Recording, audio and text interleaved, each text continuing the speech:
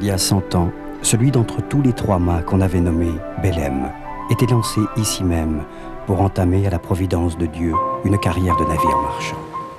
Pourtant, ce 3-mâts barque n'est pas un vaisseau fantôme. Il a 16 hommes à bord, un commandant, 48 stagiaires, une route à suivre. C'est un centenaire, le vent en poupe. Il est le dernier survivant des voiliers marchands français. On pourrait l'appeler Belem de la providence de Dieu.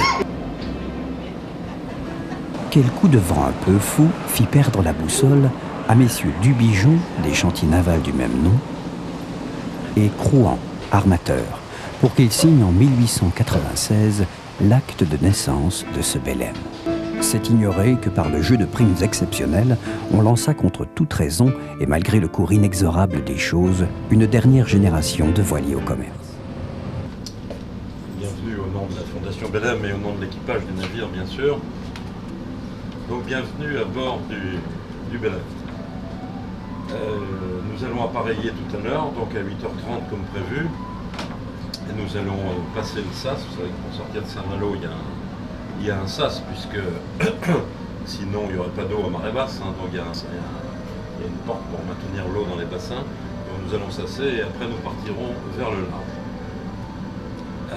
Comme vous le constatez, il n'y a pas beaucoup de vent, il n'y en a même pas du tout. Enfin, c'est comme ça. On n'y peut rien, ni vous ni moi. Pour les consignes, moi je voudrais simplement vous dire, et j'insiste, que pour la manœuvre d'appareillage et d'arrivée, d'accostage, nous ne voulons personne sur le gaillard, partie surélevée de l'avant, ni sur la dunette, partie surélevée de l'arrière, pour des raisons évidentes de sécurité lors des manœuvres d'eau ciel. D'autre part, je vous demanderai non plus de ne pas envahir la dunette, c'est-à-dire la partie surélevée de l'arrière. Vous y passerez tous quand vous serez de quart.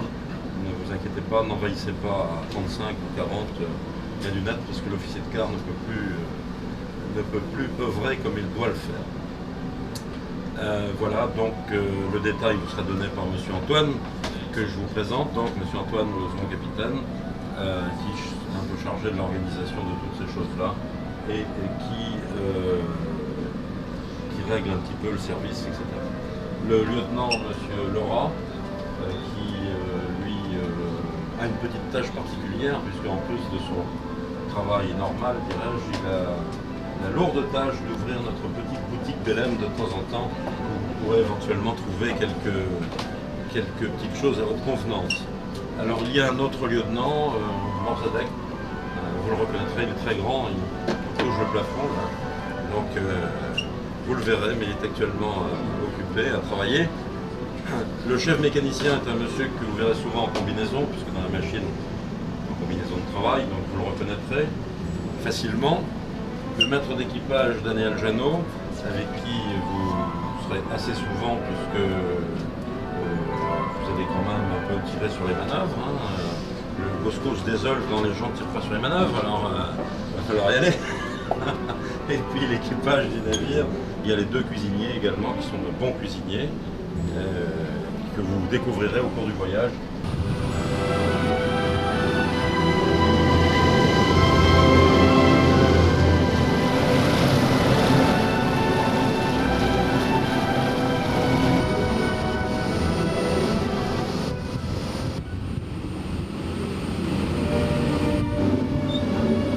Le vaisseau seul est un spectacle.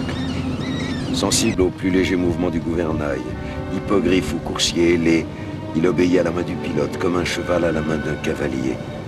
L'élégance des mâts et des cordages, la légèreté des matelots qui voltigent sur les vergues, font de cette machine savante une des merveilles du génie de l'homme. Les pavillons, les flammes, les voiles achèvent la beauté de ce palais de Neptune.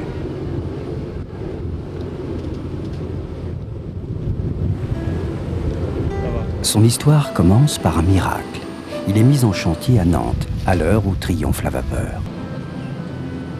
Baptisé Belem, confié aux mains d'un vaillant équipage, il inaugure sa première campagne de navire au commerce, cap sur l'Amérique. Hélas, tout nouveau vapeur qu'on lance condamne à mort un voilier au commerce. Ses jours sont comptés. Coup de théâtre et coup de cœur, En 1914, le duc de Westminster trouve ce navire marchand, nommé Belem, digne de figurer parmi la flotte du grand yachting anglais.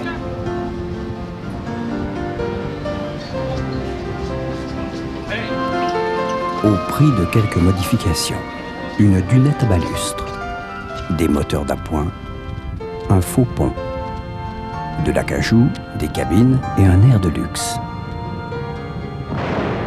Il prend le départ pour une seconde carrière. Mais le charbon chasse les gabiers des vergues. Les marchands et voyageurs n'ont pas peur des escarbilles dans les yeux. Il va ressonner. D'accord.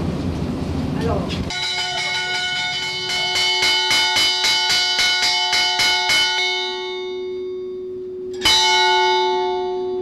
Allez, on casse le. Merci. Bon appétit.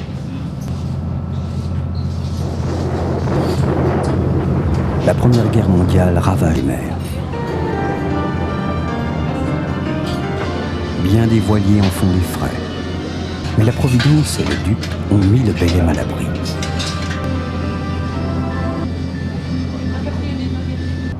Il faut pas mettre ce vélo, c'est marqué à la fontaine. Ça se plat avec la sauce dans l'escalier. En 1921, Sir Guinness, le richissime brasseur, en devient l'heureux propriétaire. Rebaptisé Fantôme 2, il fait le tour du monde en croisière. Non, c'est pas moi, j'ai. Faites comme nous. Si on ferait comme vous, il y aurait de la vaisselle partout. Je sais pas, il y a un tas de linge comme ça. On filme tout, tous les... Oui, le set de ménage, tout. La Deuxième Guerre mondiale éclate. Son port d'attache est bombardé.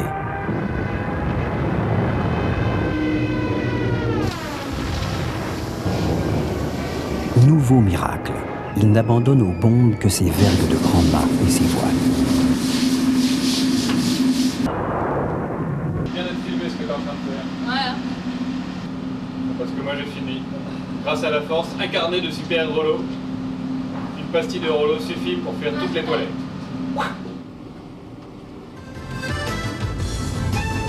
Honorée comme une maîtresse, habillée et déshabillée, lacée et délacée à longueur de jour et de vent. Pourtant, comme un amant triomphant, de sa quille, il pénètre et laboure les mers.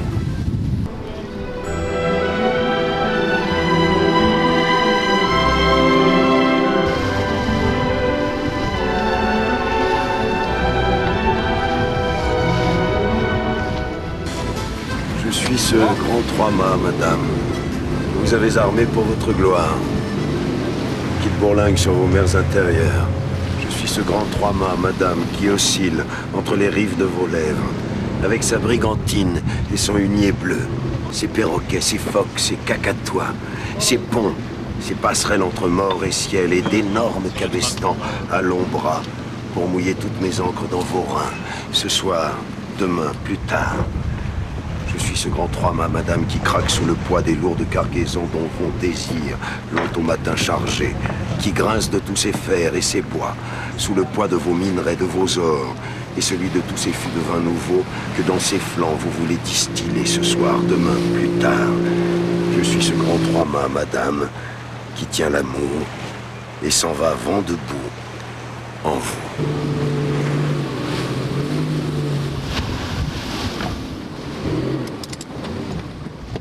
Il y en a un qui va tenir l'échelle en attendant que les autres montent.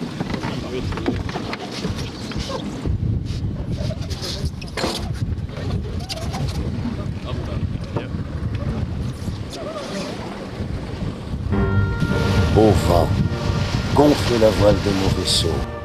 Aux vagues, caresse ses flancs et prête ton secours aux rames. Dit le joyeux Lemminkäinen du pays de Kalevala. Et aussitôt se gonfla la voile du Drakkar. Si vous avez jamais vu un navire, vous n'avez pas été sans remarquer quelle fouillis de cordage ça représente. Eh bien, le plus minuscule de ces filins possède son nom propre, dont certains sont lots, comme des noms de jeunes princes royaux, tels, par exemple, le marchepied de Bout d'Or de Bonnet Tribord de Misaine, ou les branches de Bouline de basse voile de bâbord. l'apparition de la vapeur va obliger le voilier à s'adapter une dernière fois.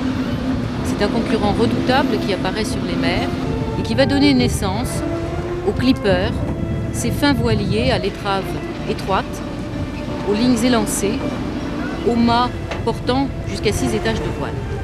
Ils feront encore illusion pendant quelques années, avant de disparaître de la surface des mers. Il est une dernière consolation pour le voilier au commerce. Il sait que c'est dans les cacatois, les perroquets, brigantines, huniers et autres marquises et diablotins de ce diable de Belém de la providence de Dieu que souffle encore l'esprit du long cours à la voile.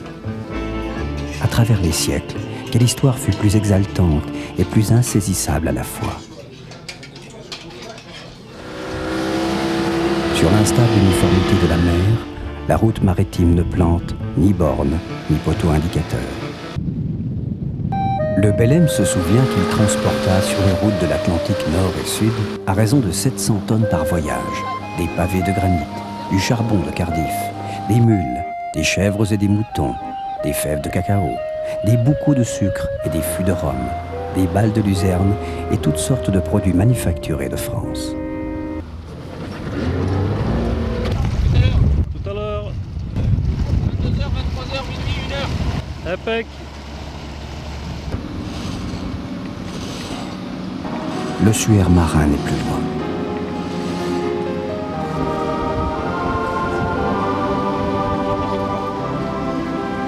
Mais la Providence ne quitte pas des yeux le navire à la destinée si mouvementée. Il retrouve le chemin de la France. L'Association pour la sauvegarde et la conservation des anciens navires français, qui se battait en vain pour le sauver, a trouvé le soutien décisif d'un mécène.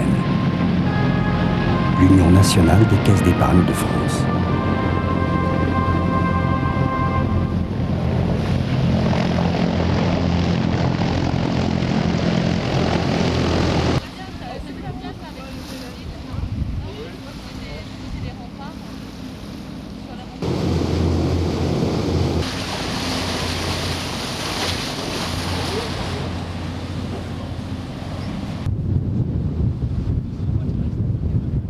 S'accrocher à tout ce qui n'est pas en noir ou en blanc, on risque pas de tomber. Sur le Belém, ex-navire marchand, on retrouve les gestes que commandait la stricte dictature du commerce. Les gestes qui font prendre le meilleur vent, pour que Sa Majesté la marchandise fasse la plus courte et la meilleure des traversées.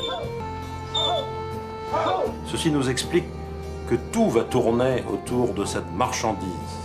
Nous sommes là pour la transporter, pour la mener correctement, pour en prendre soin, pour la livrer si possible à la date prévue et le plus tôt possible. Les hommes peuvent souffrir, la marchandise ne doit pas souffrir.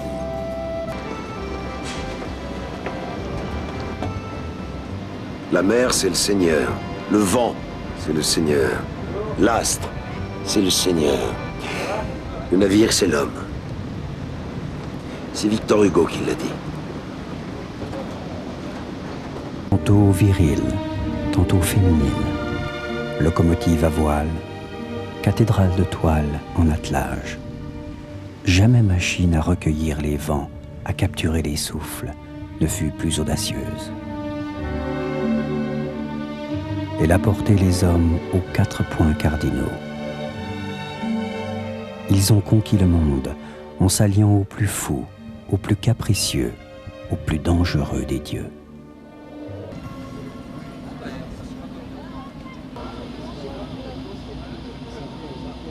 L'hôtel ici, l'hôtel Borel. Oui. Grosse casserole.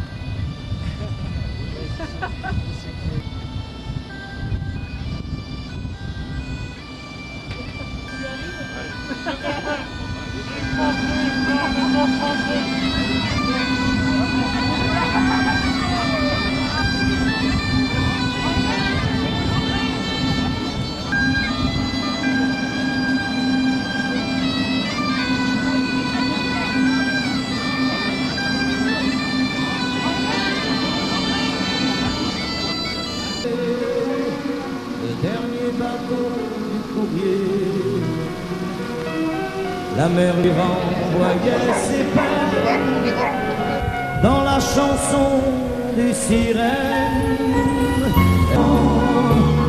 comme un appel de c'est pas d'hier qu'avec l'automne. C'est fou ce